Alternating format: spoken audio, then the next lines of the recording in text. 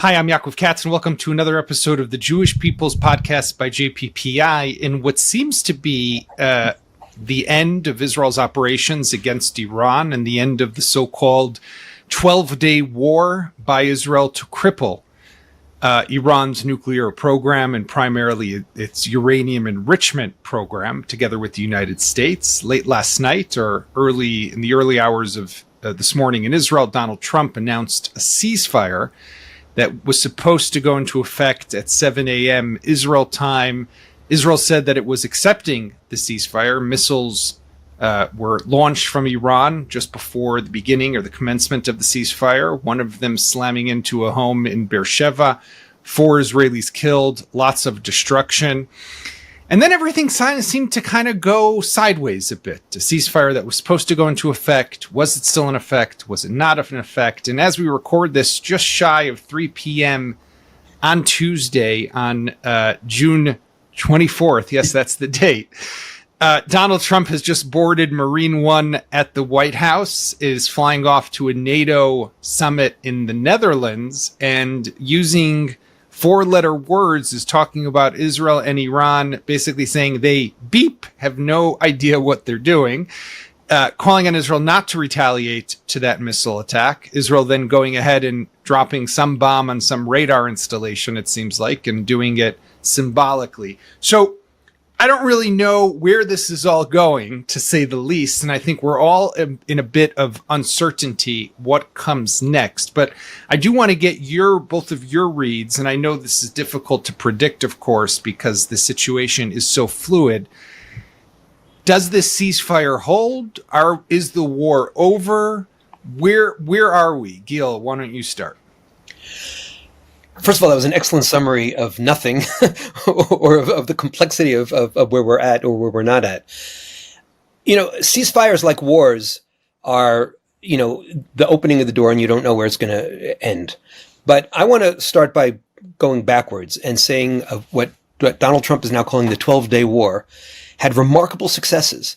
And I agree with you that the essential point was to try to eliminate or reduce the Iranian nuclear program. But one of the things that I became more aware of as missile after missile after missile, over 511 huge intercontinental ballistic missiles, hit Israeli citizens and hospitals, that Iran had a program to increase the number to 6,000. Some say 8,000, some say 11,000. The numbers are irrelevant, but they're terrifying. And I think Israel has done a lot to degrade their intercontinental ballistic program from factory to launch pad. And that's also a huge achievement. The third thing, I think, is that for years, there have been 2 Iranian cons. One is Iran continued to say diplomacy, diplomacy, diplomacy. And it's shocking to me how many people to this moment still fell for the diplomatic con.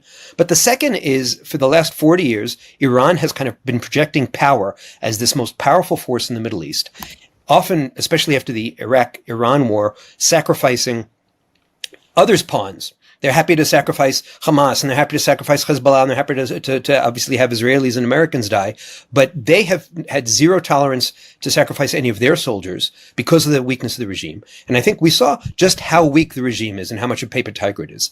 So I'm not sure where we're going.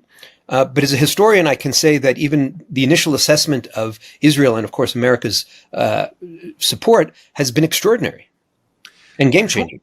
Shmuel, I want to get your prediction on also where this is going. Gil just dodged the bullet. He didn't give you an answer. Kind of dodged the bullet, exactly. I did that, by the way. Remember when you and I were on a radio show last week and we were asked, and right. I said, is Trump going to attack? And I said 50-50. And the guy, the anchor, Yoav, was like, no, you have to give me a real number. But, and I was off, by the way. I was wrong. But anyhow, I mean, on the one hand, how do you see what's happening right now? And does this maintain itself? But also, I do agree with Gil. Was it the knockout? Maybe not, because we also have to wait to see, do the Iranians, have they lost the ambition? Have they lost the drive and the motivation to still pursue a nuclear capability? But definitely by points, it's a huge win for Israel and the United States. Well, yes and no, I would say. But let me begin with the ceasefire. The ceasefire is a fragile ceasefire. And the reason it's fragile is because of what I'm going to say about the war. Is the war over? First, you have to define what is a war. When did the war between Israel and Iran begin? Did it begin 12 days ago, or 20 years ago, or maybe 30 years ago? And we are at war ever since. Only we have, ebbs and flows. Sometimes it's more, you can see more of it. Sometimes it's underground. In the recent 12 days, we saw the most vivid demonstration, violent demonstration of this war. But the war is not over. The war cannot be over because the root cause of the war is still with us.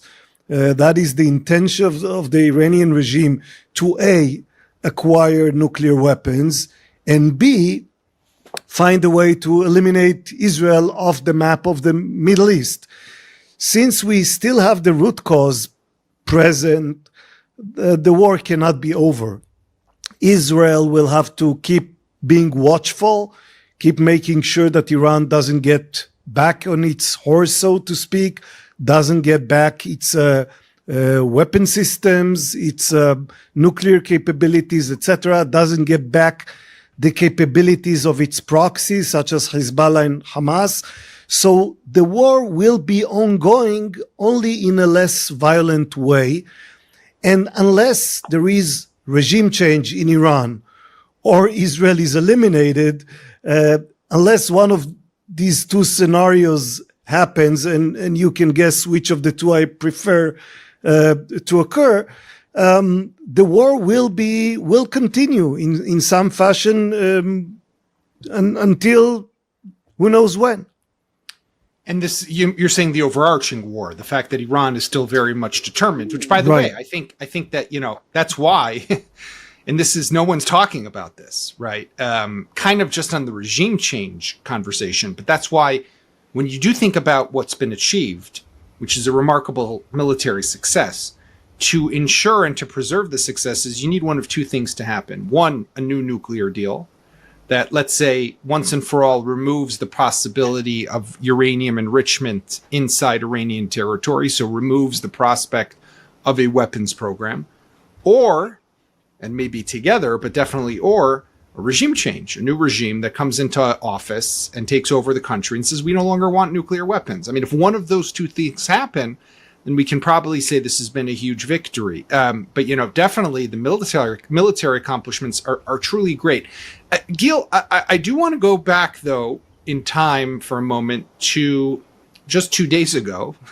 It was only 2 days ago that the President of the United States did make history, sent 7 B-2 bombers to fly from Missouri all the way to Iran, to drop 14 GBU-57s. Those are known as the Massive Ordnance Penetrator. 12 of them, a dozen, were dropped over the facility Fordo, said to have caused extensive damage. 2 of them dropped on Natanz, said to have caused even more damage than what Israel had caused, and hopefully reach those lower chambers where the centrifuges are located. And then more Tomahawk missiles also on Natanz and also on the uranium conversion plant of Isfahan, fired from submarines off the coast of Iran. This was a huge, huge moment for the president, one that a lot of people, including myself, honestly, were not sure that he would take. And going up against not only his earlier promises of not going into wars, going up and changing American policy after every president since Bill Clinton had promised to stop Iran but had never really done anything. Here comes Donald Trump and does it. And going up that strong faction within the Republican Party and the MAGA movement, the so-called isolationists. I mean, how monumental and significant is this for Trump, for the remainder of his presidency? Or will he be able to say, no, look, I did this one little thing, it's done, I'm moving on? Well, I'll see you and raise you, as he likes to say, thank you for your attention to this matter. Right. I'll see you and raise you and go back 3 weeks ago and 4 weeks ago when everybody was once again saying Kaddish, mourning the death of the U.S.-Israel relationship and saying, oh my goodness, you fools who supported Trump or said, oh, I'm going to hold my nose and vote for Trump because at least it's better for Israel. Look, he's such a destructive force. Now, let's start with the fact that Trump is mercurial and he has a very short attention span. I think I want to give an Israeli prize to, I think it was a Financial Times reporter who called Trump taco. Trump always chickens out, because the one thing that was killed with that American bombing raid was the notion that he always chickens out. You could say he occasionally chickens out now, but then it'd be a toco, not a taco. And but I'm making fun of it. But the important thing is in terms of the psychology of Trump, it was very, very clear that offended him, got under his skin, and that often is one of the things that gets him going. Now, to step back and talk in historic terms and in political terms, we thought April 13th, 2024, and then again October, when there was just an extraordinary integration between the CENTCOM, the American command, and Israel's command, and also we should add the Arab countries and the European countries against the two waves of Iranian missiles, really showed a kind of peak of U.S.-Israel relationship. And now we've taken it to a whole other level. Now, the danger, of course, is that Israel has always said, we fight our own wars. And now this is the first time that America has really put skin in the game. But they did it in a very, I know it's not a nice word to use, but surgical way. It's a complicated world because people say, there's no such thing you can't say surgical and war in the same sentence.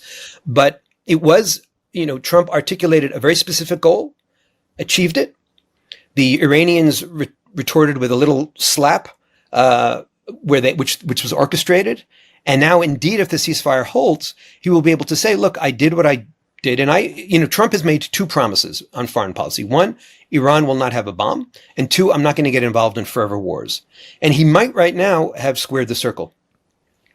The worrying part of all this is the growing stridency of the anti-Semitic, often isolationist Republicans like Tucker Carlson and Marjorie Taylor Greene, to see them in what they call the Horseshoe Alliance with AOC and Ilhan Omar and Bernie Sanders is particularly disturbing. But you should look at the polls. The polls showed that most Trump voters, 83% of Trump voters, before Trump moved, were supporting Israel's attack on Iran and saw Iran as a threat.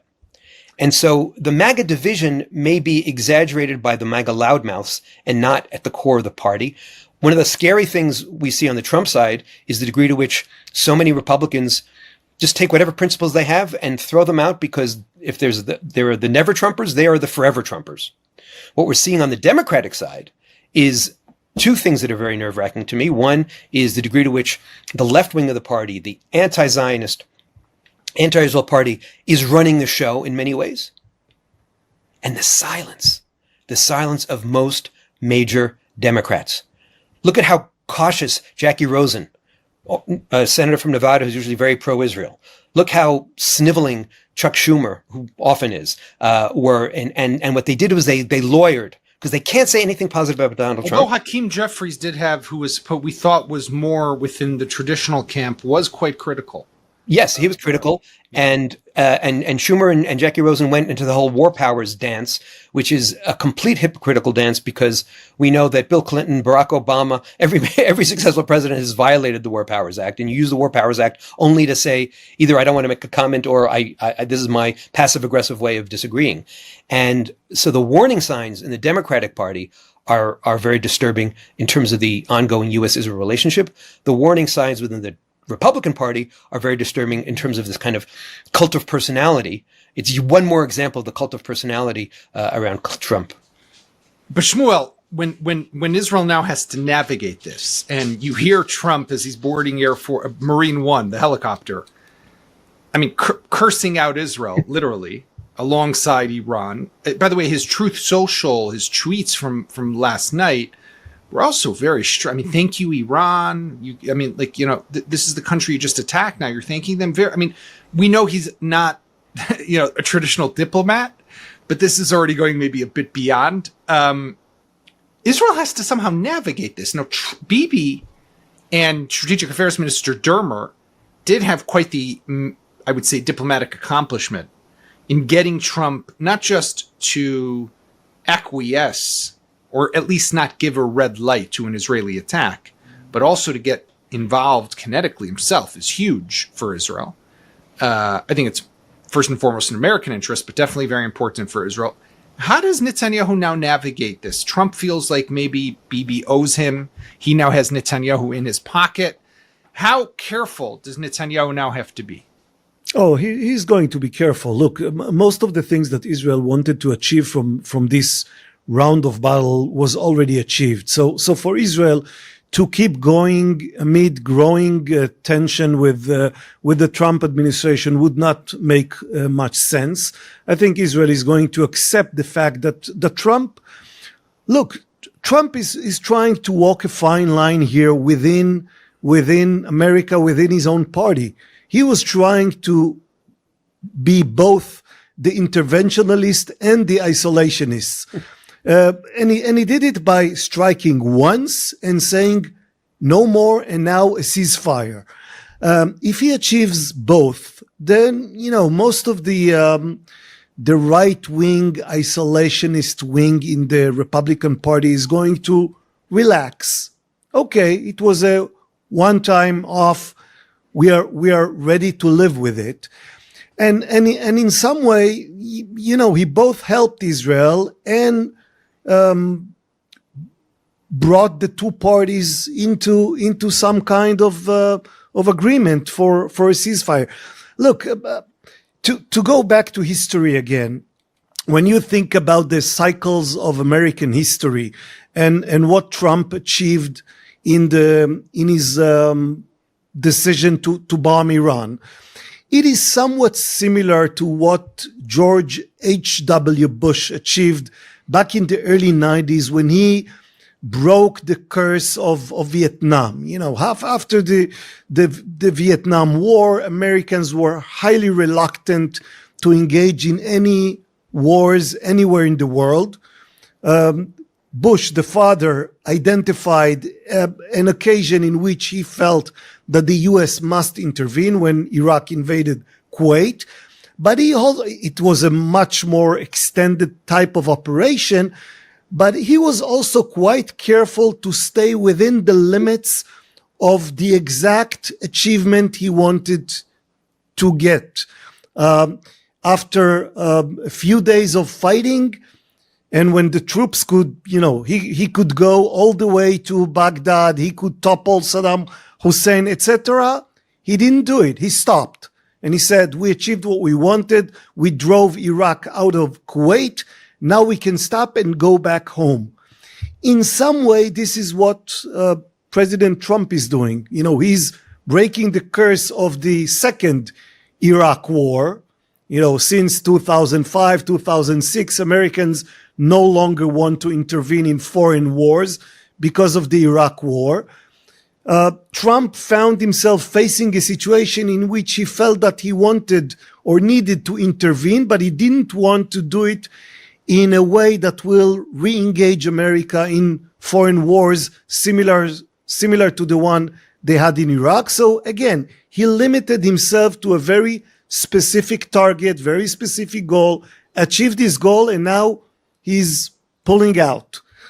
So again, if this is successful, only time will tell, because there's always the troubling scenario of Iran announcing 2 weeks from now that they still have all the enriched or uranium stored somewhere, or 6 months from now, runaway 400 kilograms that, the so-called runaway. Exactly. I started by saying that the war isn't over. We will have to watch Iran and see what they have, what they don't have, what are the real things that Israel and the United States were able to destroy, and whether Iran now is much further away from getting to from having a bomb. Is Iran no longer a state that can easily and quickly get a nuclear bomb? If it's 10 years away from a bomb now, the war was successful. if it's half a year away, well, it was still successful, tactically speaking, but we did not achieve the strategic goal of the war. And that's obviously, the so-called bomb in the basement scenario, or something that we just don't know about. Even if there is the runaway 400 kilograms or less, and there's some cascades of centrifuges somewhere where no one knows, and they run them through, and they might not make the warhead, but they make a dirty bomb in a suitcase, whatever it is. You're right. This would definitely be of a different caliber. Gil, when we talk about regime change, it seemed that in Israel at some point there was a bit of a romanticization, if that's a word, with this idea that Israel, through striking at the regime targets and more, could bring about a regime change. And you would see the person who was really talking about it the most was Defense Minister Israel Katz, who kept on tweeting, "I've instructed the army to attack regime targets and undermine, destabilize the regime," as if, it's like opening up the skies over Iran. You take out a radar station and some surface-to-air missile systems, you now have freedom of flight. You do the same and you now have a regime change. I don't know how he understood that it's that easy, but this is what he was pushing. Now, Israel has yet to achieve that. It could be that the Iranian people will take will seize this opportunity and rush to try and have the courage, by the way, will take courage to fight the regime and bring it down, but it might not. But in America, I think in Israel, by the way, if we were to do a poll, we would see that most Israelis would support it. I think in America it's very different, though. Well, as Shmuel was suggesting, Americans are traumatized. They're traumatized by the ease with which the George W. Bush administration promised that Iraq was basically had a middle class base and had oil stocks and would very quickly transition into a democracy. They're traumatized, frankly, by the Arab Spring, where everybody thought, once we put that whole part of the world on Google and give them internet, then democracy will emerge. They're traumatized by Joe Biden's hasty retreat from Afghanistan. And so this is the shorthand of forever wars. So Americans are indeed wary, and they've learned an important lesson, which I think Israel has also learned, because when it's tried to orchestrate things in Lebanon and elsewhere, it just doesn't work. It's very hard to do remote control nation building, and it's very hard to export your approach to governance. And we see that Israel also has its issues in governance to another country. So I actually think that, again, if the ceasefire holds, we can say, wow, look what Israel did. Bibi Netanyahu 12 days ago said, we are launching this campaign in order to hit the nuclear spots, and it's not an operation against the Iranian people. Along the way, as I said, we not only humiliated the regime and showed that it was that it was a bit of a paper tiger, but also hit key individuals and key symbols of the regime, including their countdown to Israel's destruction clock and the prison. And that's a sweet spot. I lament the fact that Yisrael Katz tried to use this to kind of win over the Gunatic wing of the Likud party. It felt much more like politicking than statesmanship. And he should have just let us speak softly and carry a big stick. But I think that there's now an opportunity for regime change. We hear the son of the Shah calling for it. We hear others calling for it. And one of the things that Trump should be doing, and he did this quite effectively in his first term, is sitting down with people from, dare I say it, the CIA, and from the Persian dissident community, and from other parts of the national security apparatus in Kosovo and elsewhere, which have actually had more successes in creating some regime change, and saying, what can we do? What are the pressure points? How do we support the dissidents?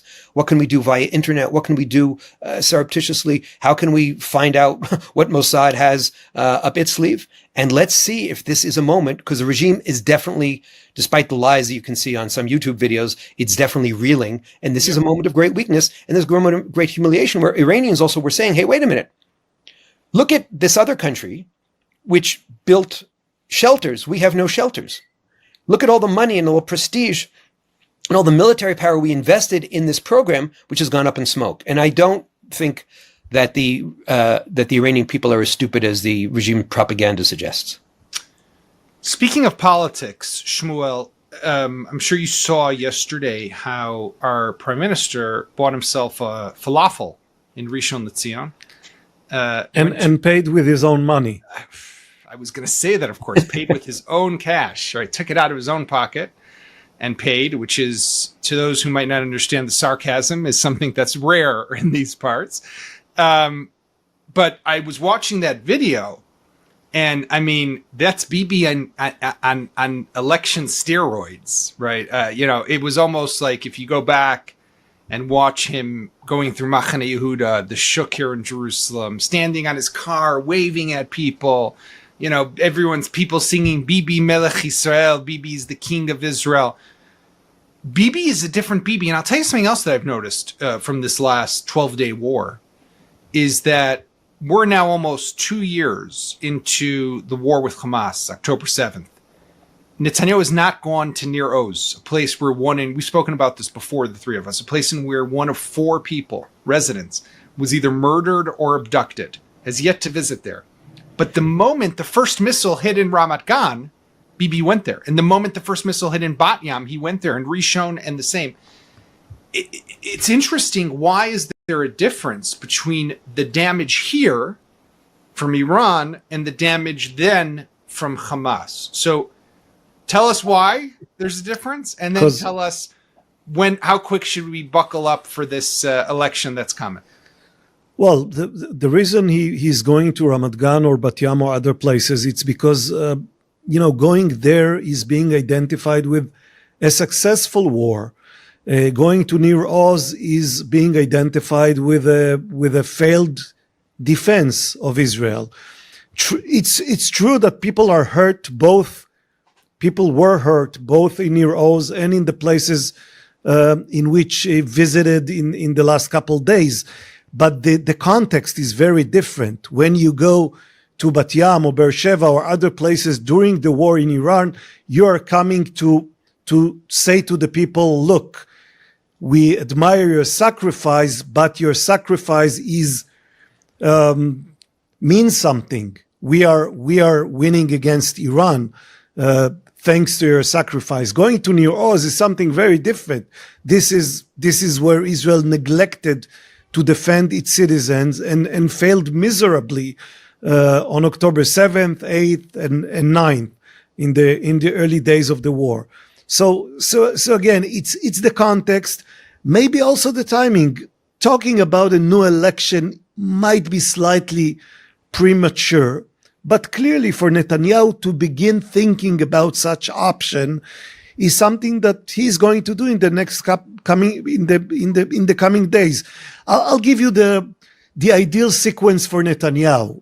It would be sealing the deal with Iran, getting to a stable ceasefire with Iran, then sealing the deal with Gaza, with Hamas, getting the hostages back, and basically ending the round in Gaza in a way that is good enough for him to present to the public. Then looking at the polls and making sure that the polls are beneficial for him. It's not quite the case yet. I did a poll last week, and the polls show 2 interesting things. Trust in Netanyahu improved dramatically in the last couple of days, including the trust of people who usually vote for the opposition. So these people who tended to say they have no trust in him now say they have some trust in him. They improved their assessment of the prime minister. So all in all, trust in Netanyahu was going up, but it doesn't yet translate to many expected votes had we have election today or tomorrow.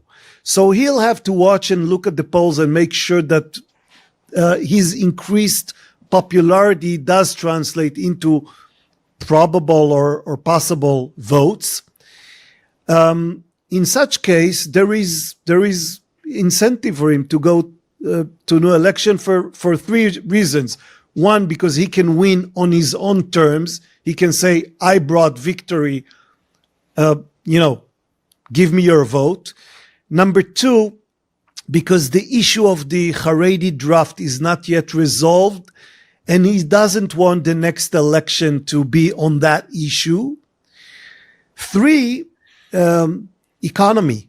Israel spent huge amount of funds on this last round of war. It will have to make cuts. It will have to readjust its economy to new circumstances. And working on the next budget, the 2026 budget, is going to be very difficult for any coalition, especially for a coalition that is already seeing the next election on the horizon. Right. So maybe the exit strategy for Netanyahu would be to say, I ended the war with Iran, with Lebanon, with Gaza. I ended it with Israel as, victorious. Now I'm going to call for new election in the early or late fall. And then the next budget is going to be handled by the next government.